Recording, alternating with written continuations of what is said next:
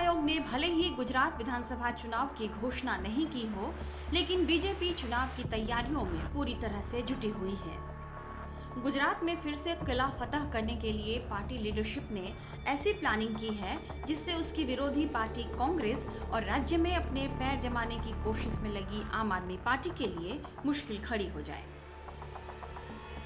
इस वीडियो में हम सिलसिलेवार आपको बीजेपी की प्लानिंग के बारे में बताते हैं। बीजेपी यहां पिछले 27 सालों से सत्ता पर काबिज है।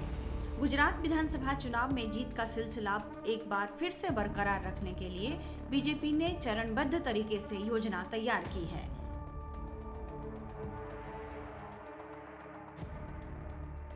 मीडिया रिपोर्ट्स के मुताबिक पार्टी ने कई नेताओं को जिले और विधानसभा सीटों की जिम्मेदारी सौंपी है।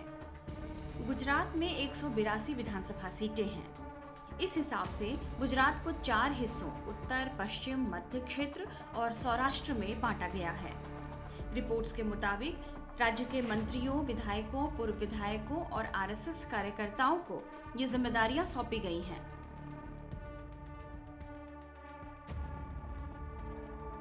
उत्तर प्रदेश के मंत्रियों को भी कांग्रेस के नियंत्रण वाली सीटों की जिम्मेदारी दी गई है। संभावना जताई जा रही है कि कई राज्यों के बड़े मंत्री और यहां तक कि बीजेपी शासित कई राज्यों के मुख्यमंत्री भी चुनाव प्रचार के लिए गुजरात का रुख कर सकते हैं।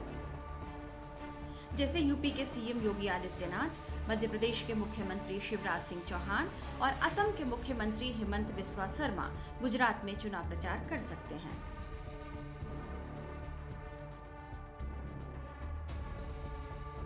दूसरी तरफ बीजेपी अब केवल पाटीदार समुदाय पर निर्भर नहीं रहना चाहती। बीजेपी अपनी रणनीति बदल रही है। बताया जा रहा है पार्टी का ध्यान अब राज्य में ओबीसी समुदाय के 40% वोट बैंक पर भी है।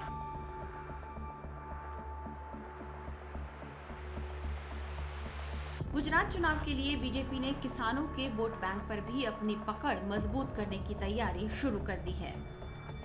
बीजेपी के किसान मोर्चा के द्वारा प्रधानमंत्री मोदी के नाम का सहारा लेकर दमोह खेड़ूत पंचायत कार्यक्रम भी पूरे गुजरात में शुरू किया गया है।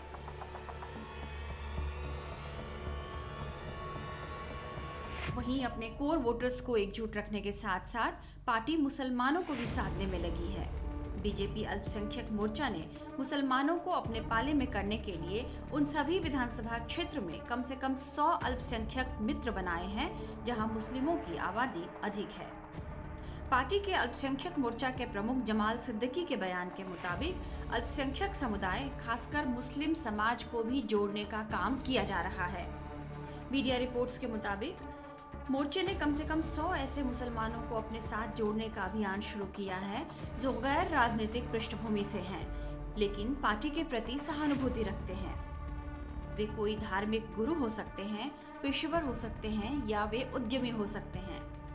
ये अल्पसंख्यक मित्र कम से कम 50 मुस्लिम वोट बैंक बीजेपी के लिए लाने पर काम करेंगे।